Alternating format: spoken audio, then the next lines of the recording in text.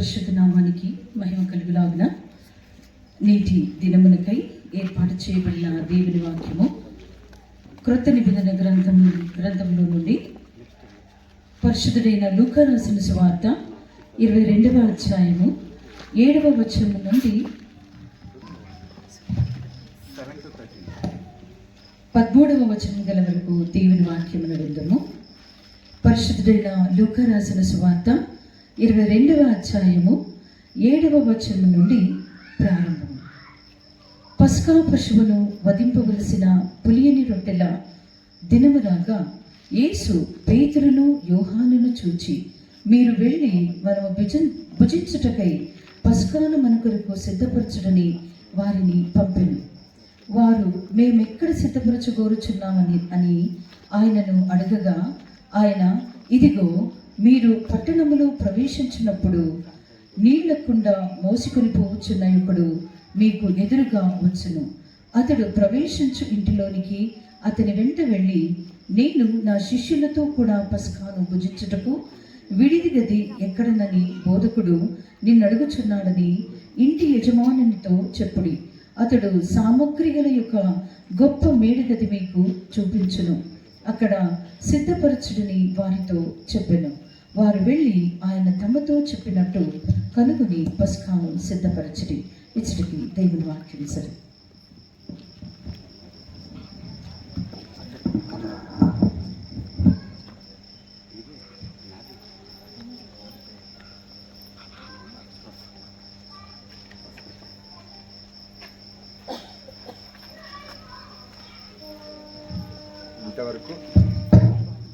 ఇంతవరకు మనం పాటలు పాడి దేవుని మెమర్చుతున్నాము. మనం ఒక ప్రాముఖ్యమైన సమయంలోకి మనం వచ్చుంటున్నాము. మన మధ్యలో దమ్ము రత్నకుమార్ ముందుకు వచ్చినట్లయితే మొదటి మాట మాట్లాడతారు. దయచేసి బ్రదర్ ముందుకు రావాలని వేడుకుంటున్నాం.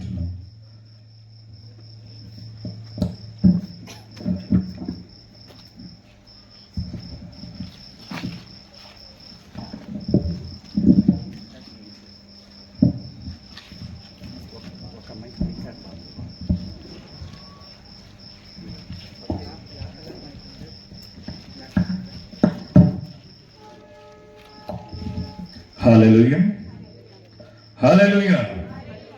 దేవునికి స్తోత్రం కలుగును గాక. సుమారుగా 11:45 ఇంకొక 15 నిమిషాలు అవుతే మంచి శుక్రవారం కదా, మంచి నిద్ర సమయము. ఆయనను దేవుని యొక్క కృప, దేవుని యొక్క ప్రేమ ద్వారా దేవుణ్ణి ధ్యానించుటకు ఆయన ఒక శిల్వ ధ్యానం గురించి మనం ఇక్కడ చేరి ఉంటున్నాము. ఎవరికి లేని యొక్క ధన్యత అనిపిస్తుంది కదా.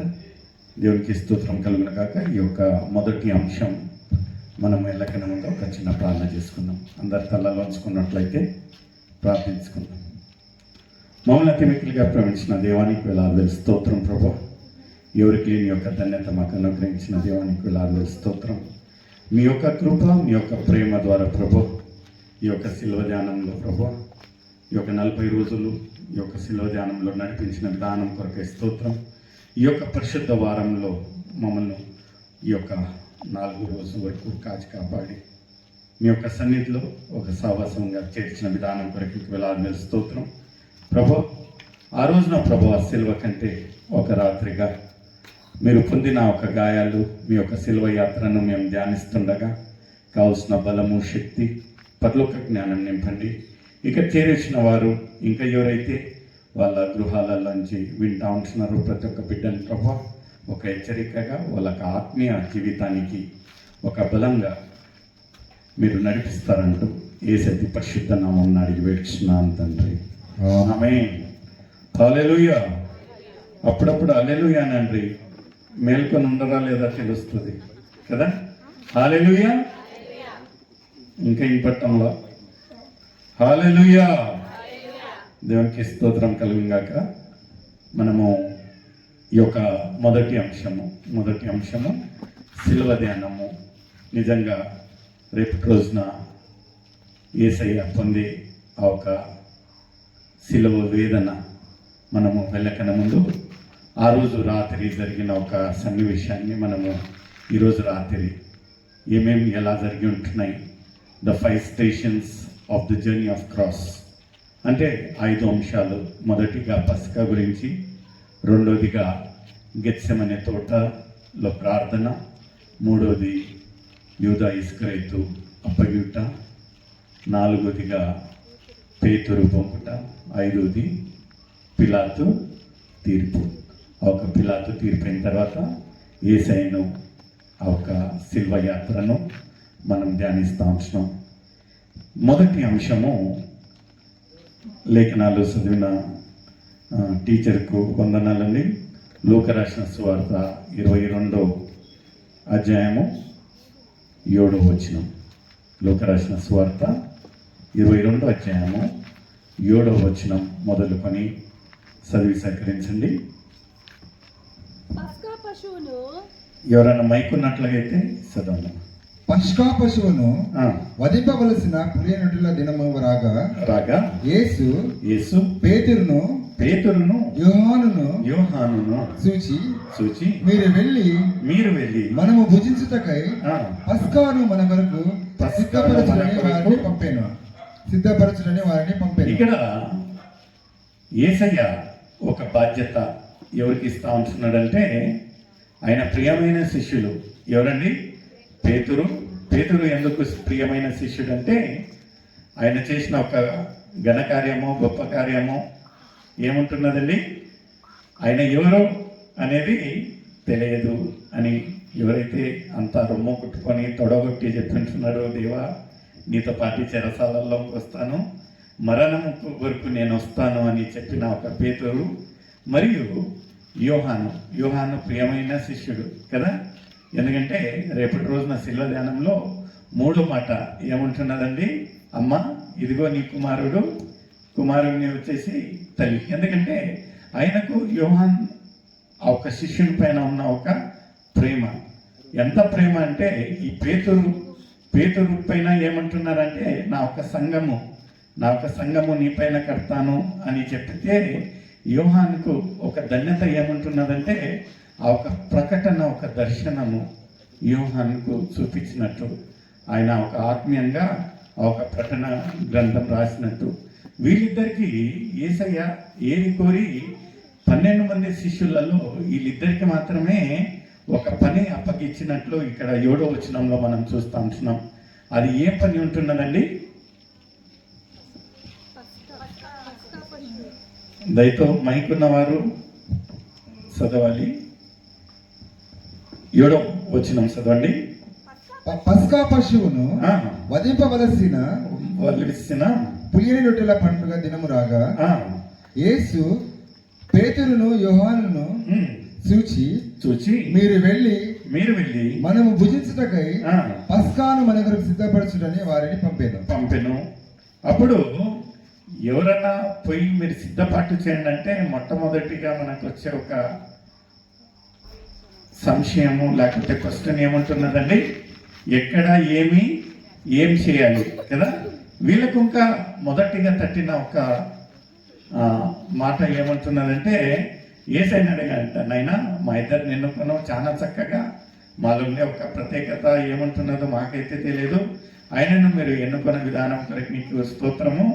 అయితే నువ్వు చెప్పిన రీతిగా ఆ ఒక పట్టణానికి వెళ్ళిన తర్వాత అక్కడ ఏమి ఎలా అనేది మాకు తెలుసయ్యా అన్నట్టుగా అయితే యేసయ్య ఎంత చక్కగా ఒక మాట చెప్తా ఉంటున్నాడు. ఏమంటున్నదండి, వారు మేమెక్కడ సిద్ధపరచగోరుచున్నామని ఆయనను అడగగా ఆయన ఇదిగో మీరు పట్టణంలో ప్రవేశించినప్పుడు నీళ్లకుండా మోసుకొని పోచున్న ఒకడు మీకు ఎదురుగా వచ్చు. ఇక్కడ ఎంత సింపుల్ గా ఒక ఇంటి ఇస్తా ఉంటున్నాడు యేసయ్య అంటే, ఏమన్నాడంటే, మీరు పట్టణానికి ప్రారంభించి అక్కడికి వెళ్ళతుండగా అక్కడ నీళ్లకుండా మోయుచున్న ఒక్కడు మీకు ఎదురుగా ఒక్కడు మీకు. ఇప్పుడు మనం గమనించాల్సిన విషయం ఏముంటున్నదంటే, ఎంత చక్కగా చూడండి ఏమంటా ఉంటున్నాడంటే, నీళ్ళకుండా మోసుకొని వెళ్తున్న ఒక్కడు.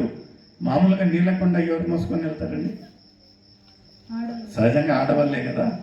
ఇప్పుడు వీళ్ళు మళ్ళీ ఒక క్వశ్చన్ ఏమన్నా చేస్తారేమో, ఆడ అన్ని మంది నీళ్లు మోస్తూ ఉంటారు, నేను ఎవరిని పోయి అడగాలి అని అడగకన్నా ముందే యేసయ్య వాళ్ళ నోరు ఎలా ముప్పించాడంటే, అక్కడ మీరు ప్రవేశించగానే అక్కడ ఒకడు ఏం చేస్తాడంట, నీళ్ళ కుండను మోసుకొని వెళ్తా అంట. ఇప్పుడు ఇంకా ఏం క్వశ్చన్స్ ఉండవు, ఎందుకంటే అక్కడ సహజంగా ఆడవాళ్ళు చేసే పనును ఒక పురుషుడు చేస్తూ ఉంటున్నాడు కనుక కనుక్కోవడం చాలా ఈజీగా తేలికైన పని. ఆ తర్వాత ఏమైతా ఉంటున్నదంటే, ముందు చదవడమా, అతడు ప్రవేశించు ఇంటిలోనికి అతని వెంట వెళ్ళి నేను నా శిష్యులతో కూడా పస్కాను భుజించుటకు వీడి గది ఎక్కడ ఉంది అకామిడేషన్ అవన్నీ అడిగినట్టు చూపిస్తా ఉంటే ఆ ఒక ఇంటి యజమానిని తీసుకొని పోయి ఎక్కడ ఉంది అనేది ఆ ఒక ప్రాంతాన్ని చూపించినట్టు ముందు లేఖనాలలో మనం చూస్తూ ఉంటున్నాం. ఇప్పుడు అంశం ఏముంటున్నదంటే పస్కా అంటే ద పాస్ ఓవర్ అంటారు. ద పాస్ ఓవర్ అంటే తొలగిపోవుట. ఇది మొట్టమొదటిగా మనము లేఖనాలలో చూసినట్లయితే నిర్గమకాండంలో మనం చూసినట్లు తెలుస్తూ ఉంటున్నదండి.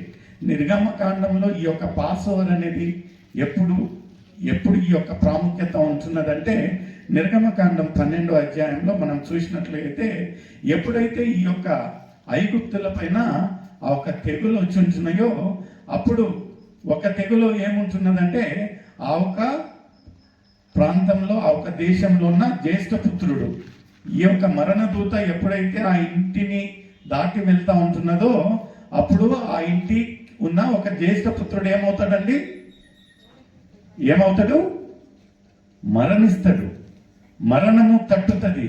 ఆ ఒక ఇంటిలో శోకం ఉంటుంది అని ఒక తెగులు ఉన్నప్పుడు, అప్పుడు వీళ్ళకు ఎవరైతే ఈ యొక్క ఇజ్రాయేలు ఉంటున్నారో వాళ్ళకు ఆందోళన ఏముంటున్నది, నిజంగా ఒక మరణదూతకు తెలుసా ఎవరు ఏంది ఏం కథ అన్నట్టుగా అయితే మోషే వాళ్ళకు ప్రకటించే ఒక మాట ఏమంటా ఉంటున్నాడంటే, ఈ యొక్క 12వ అధ్యాయంలో మనం చూసినట్లయితే 7వ వచనము ఏమంటున్నదండి, ఈ నెల 14వ దినమునకు మీరు దాని నుంచుకొనవలెను.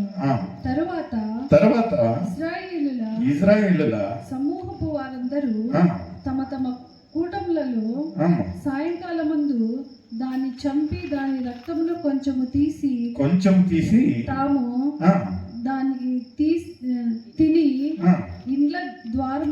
ఇంటి ద్వారము ఎదుట ఏం చేయాలంట, ఆ ఒక్క రక్తాన్ని రాయాలి. అంటే దాట్ షోస్ ద ఇండికేషన్.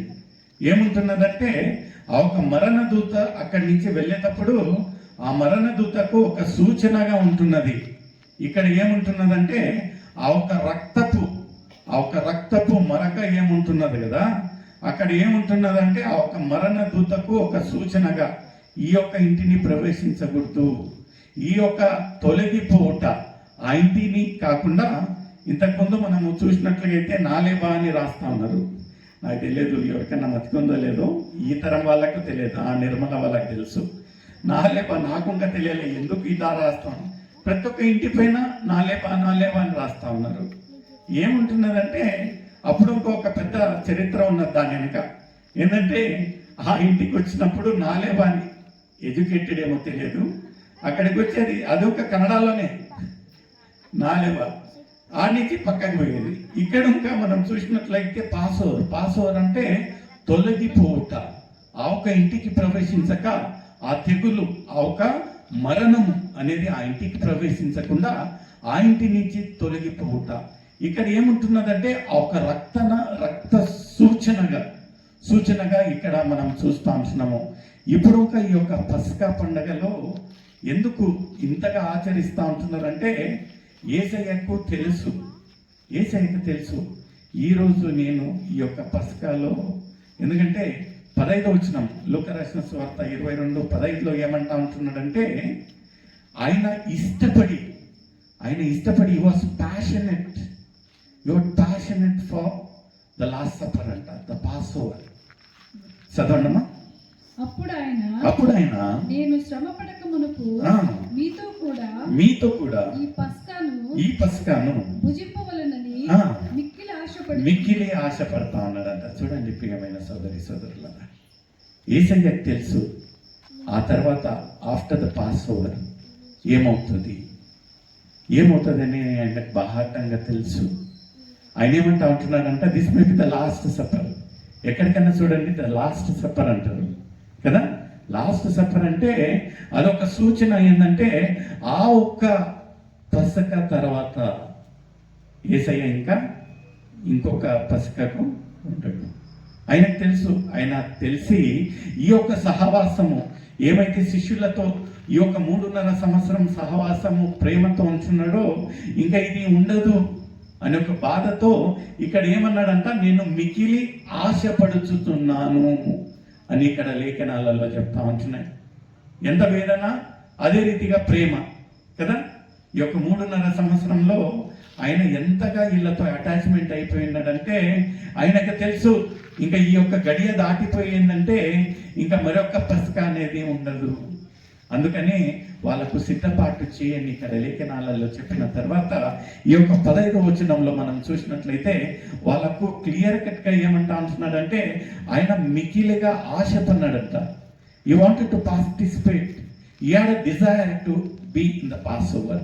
16వ వచనంలో ఏమంటున్నదండి, అది దేవుని రాజ్యములో నెరవేర్చుట వరకు ఇంకా ఎన్నడే. చూడండి, ఎందుకంటే క్లియర్ గా చెప్తా ఉంటున్నాడు, ఈ యొక్క పాస్ ఓవర్ అయిపోయిన తర్వాత, ఈ యొక్క పసక అయిపోయిన తర్వాత నేను ఇంకా నెక్స్ట్ ఎప్పుడు ఇలాంటి ఒక పాస్ ఓవర్లో పాల్గొంటానంటే ఇక్కడ లేఖనాలలో ఎంత ఖచ్చితంగా చెప్తా ఉంటున్నానంటే చెప్పండమ్మా, అది దేవుని రాజ్యంలో నెరవేరు వరకు ఇంకా ఎన్నడూను దాన్ని భుజింపను. ఆయనకు తెలుసు. అందుకే మికిలిగా ఆశపడుతా ఉన్నాడు.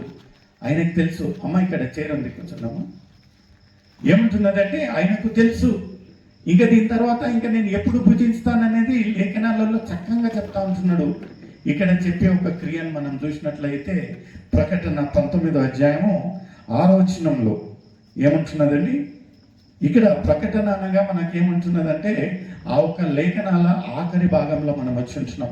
ఇక్కడ ఏమంటా ఉంటున్నాడంటే ఇంకా ఎప్పుడు అలాంటి ఒక సమయం వస్తుంది అనేది మనం చూసినట్లయితే ప్రకటనలు రాసిన పత్రిక 19వ అధ్యాయము 6వ వచనం, అప్పుడు గొప్ప జన సమూహము శబ్దమును, విస్తారమైన జలముల శబ్దమును, బలమైన ఉరుముల శబ్దమును పోలిన యొక్క స్వరము సర్వాధికారియు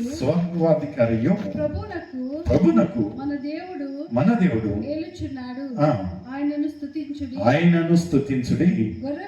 గొర్రెపిల్ల వివాహోత్సవము సమయం. ఇక్కడ ఏమంటున్నాడంటే గొర్రెపిల్ల వివాహ సమయం అంటే ఇంకా the second coming of Jesus Christ. ఆయనకు తెలిసి ఇంకా ఎప్పుడు ఈ యొక్క పాస్ ఓవర్, ఈ యొక్క పసక అయిపోయిన తర్వాత నా ఒక సమయం ఎప్పుడు వస్తుంది అనేది ఇక్కడ ఇంకా మనం చూసినట్లయితే చెప్తా ఉంటున్నాడు.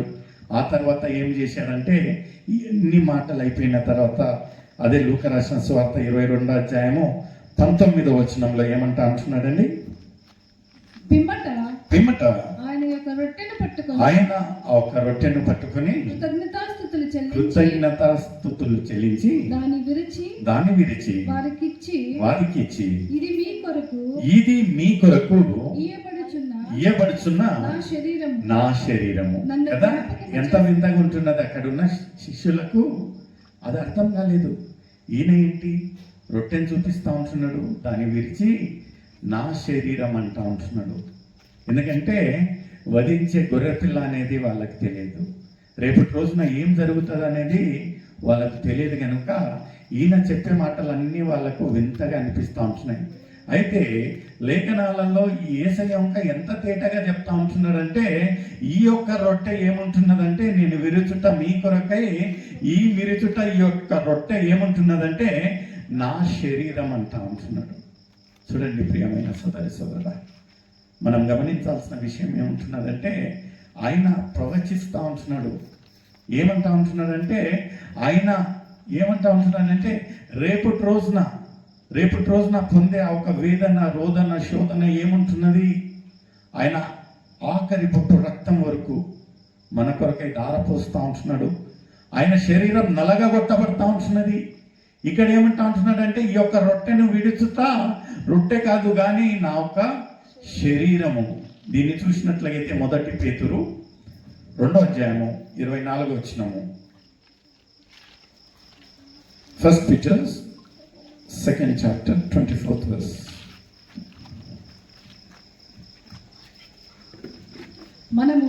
మనము పాపముల విషయమై చనిపోయి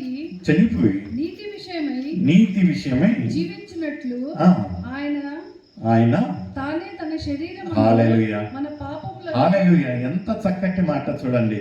మన పాపాల నిమిత్తంగా చనిపోయి నీతిమంతులుగా జీవించుటకు ఆయన ఏమయ్యాడంట? ఆయన ఒక చదవడమా, మనము పాపముల విషయమై చనిపోయి నీతి విషయమై జీవించినట్లు ఆయన తానే తన శరీరమును మన పాపములను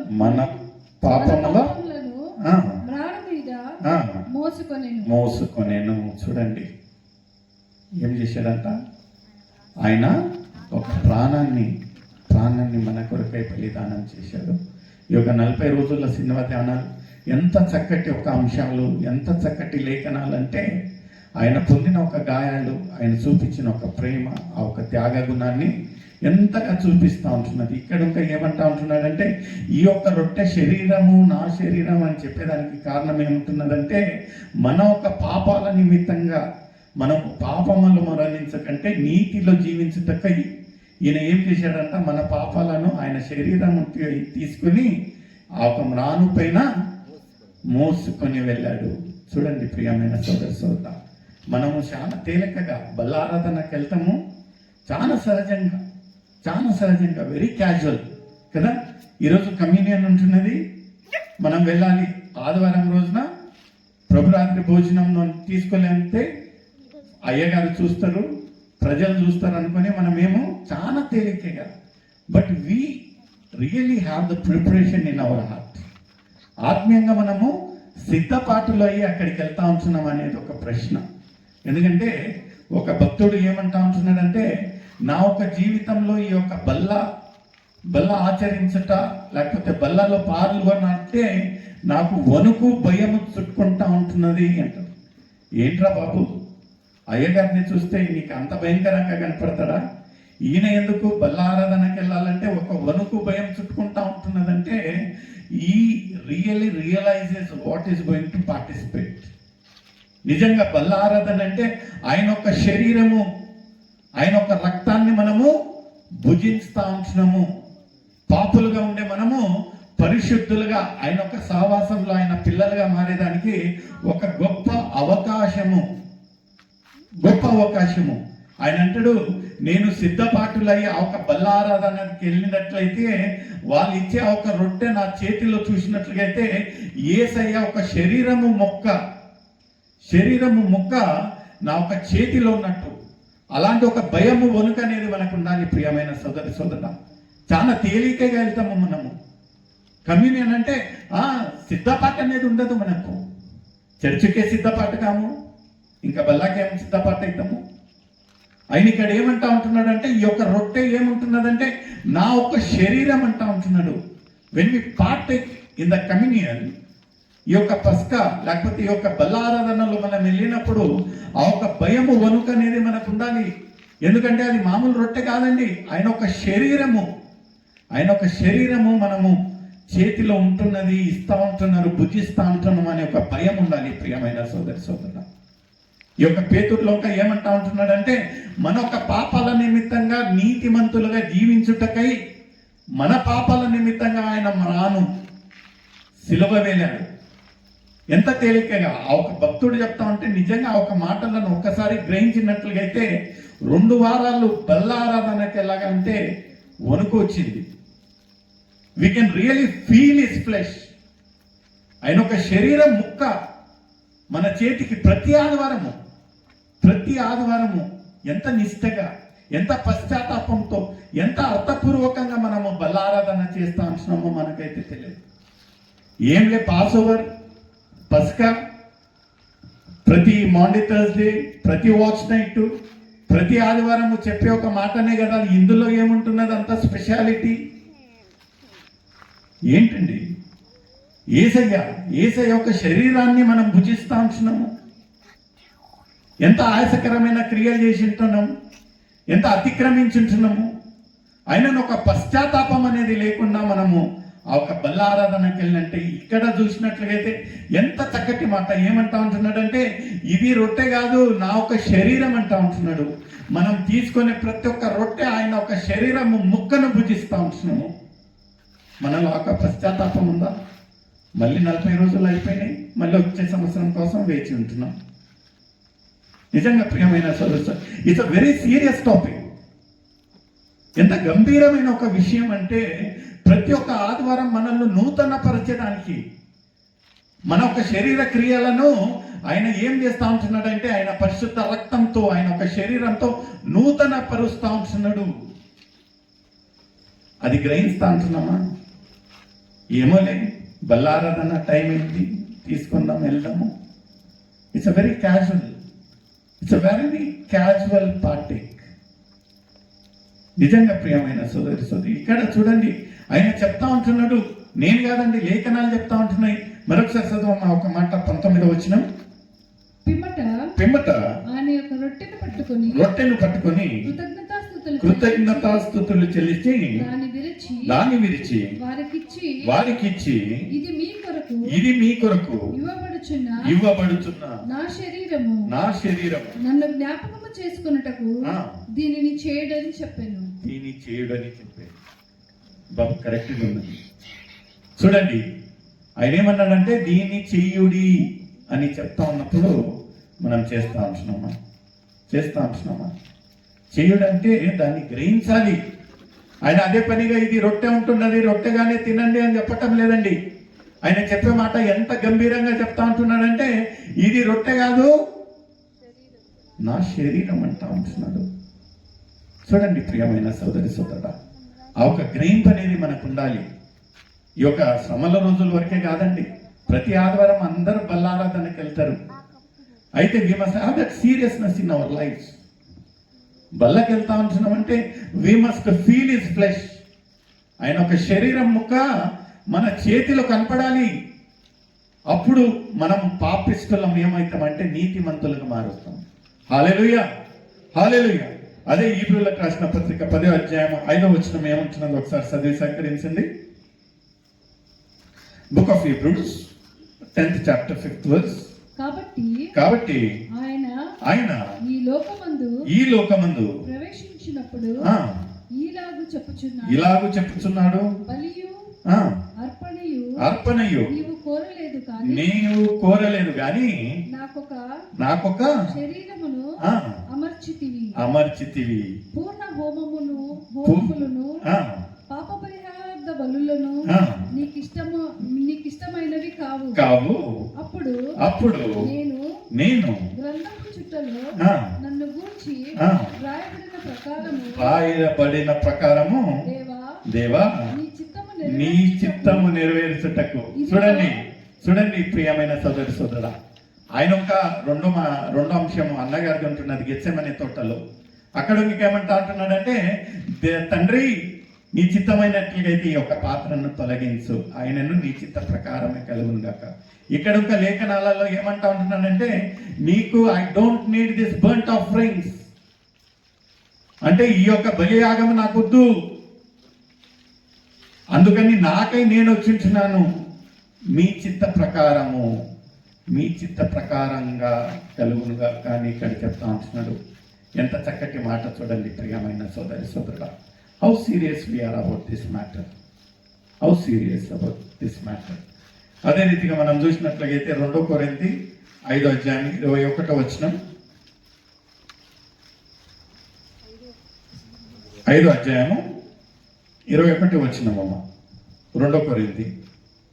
ఎందుకనగా మనము ఆయన యందు దేవుని నీతి జరుగునట్లు పాపము ఎరగని ఆయనను మన కోసము పాపముగా చేసి. ఇది ఒక్కసారి గమనించాలి ప్రియమైన సోదరుడా. ఒక నీతిమంతుడు ఒక పాపపు ముద్దగా మారాడంట. అవసరమండి? అవసరమా?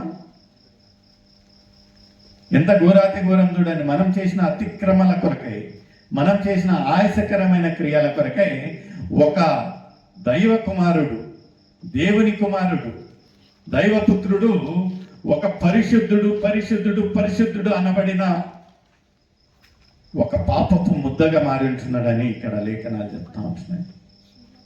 ఎలా ఉంటున్నది మన ఒక ఆత్మీయ జీవితం? ఎలా ఉంటున్నదండి? Still how long? ఇంకా ఎన్ని శ్రమల రోజులు, ఇంకా ఎన్ని శిలువ ధ్యానాలు? నిజంగా ప్రియమైన సోదరుడా, ఒక హెచ్చరిక నీకు నాకు ఈ రాత్రి. ఏమో వచ్చాము, విన్నాము, వెళ్ళిపోయామనేది కాకుండా వాట్ ఈస్ ఈ ట్రైంగ్ టు టెల్ అస్? లేఖనాలు ఏం మాట్లాడబోతా ఉంటున్నాయి చూడండి. ఒక మామూలుగా ఒక వ్యక్తి మరణించాలంటే అంత ఈజీ కాదండి. అది ఒక ఆయన కొరకై కాదు, ఒక పరిశుద్ధుడు పాపుల కొరకై ఒక పాపపు ముద్దగా మారి ఉంటున్నాడు. ఎలా ఉంటున్నది మన ఒక పరిస్థితి? అదే ఇక 20 వచనం ఏముంటున్నదండి? 22వ అధ్యాయం 20 వచనం. ఆ ప్రకారమే భోజనమైన తరువాత ఆయన గిన్నెయు పట్టుకొని ఈ గిన్నె మీ కొరకు చిందించబడుచున్న నా రక్తము.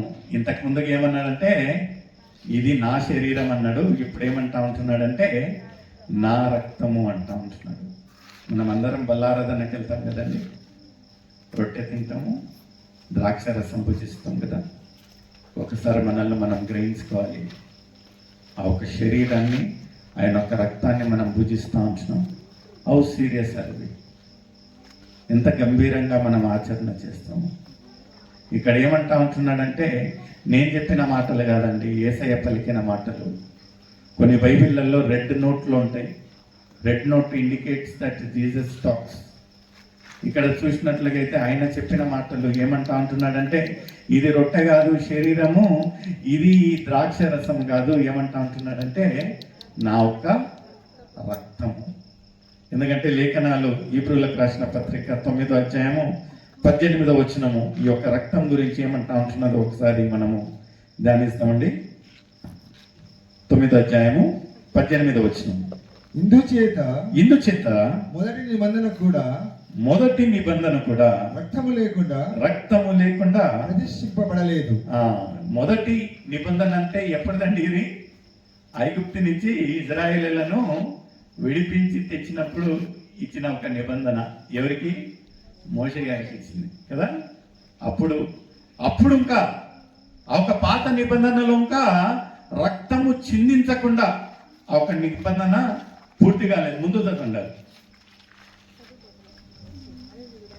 ధర్మశాస్త్ర ప్రకారము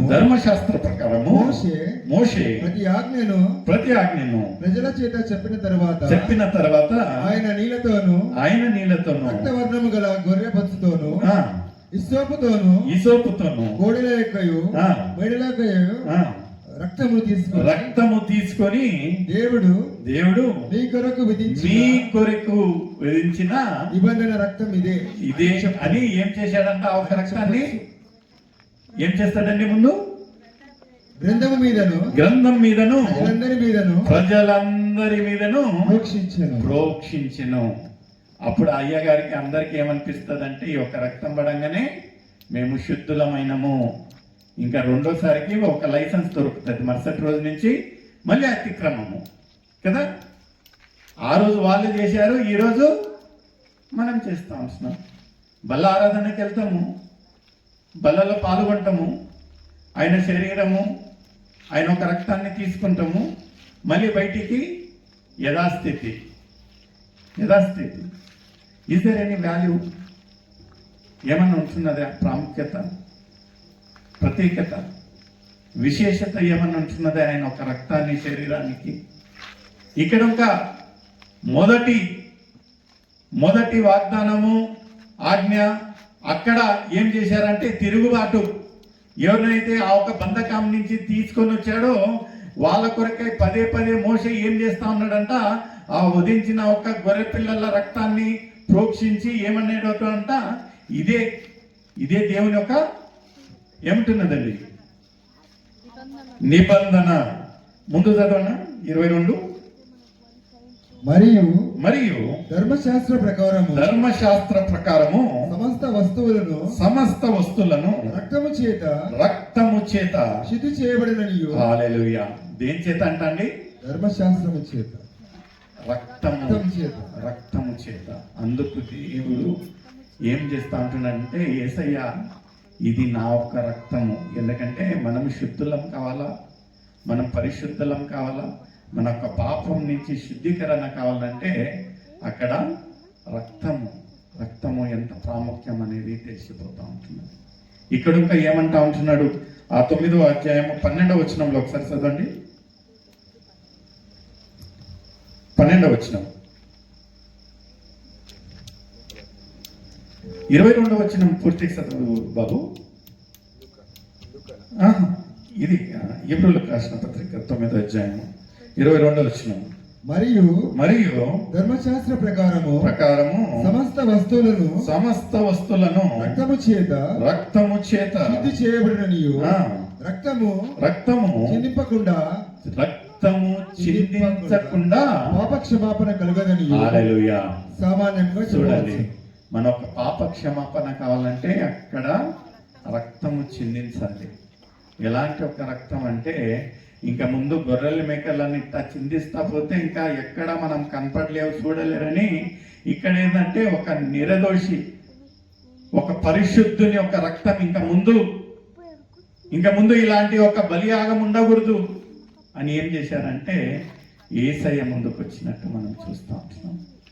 ఎలా ఉంటున్నది? Are we giving that reference? ఆయనకి ఇచ్చే ఒక ప్రాముఖ్యత, ప్రత్యేకత ఇస్తా ఉంటున్నామా? ఎందుకంటే పస్కా అంటే అందరికీ మొదటి అంశం, మేము కాదే అనుకుంటాము. పస్కా గురించి అంటే ద లాస్ట్ సఫర్ అందరికీ తెలిసిందే. బల్ల ఆరాధన వస్తాము, ఆయన ఒక రొట్టె ద్రాక్ష రసం. అయితే ఒక రొట్టె ద్రాక్ష రసం దేనికి సాదృశ్యంగా ఉంటున్నది అనేది మనం గ్రహించలేకపోతా ఉంటున్నాం.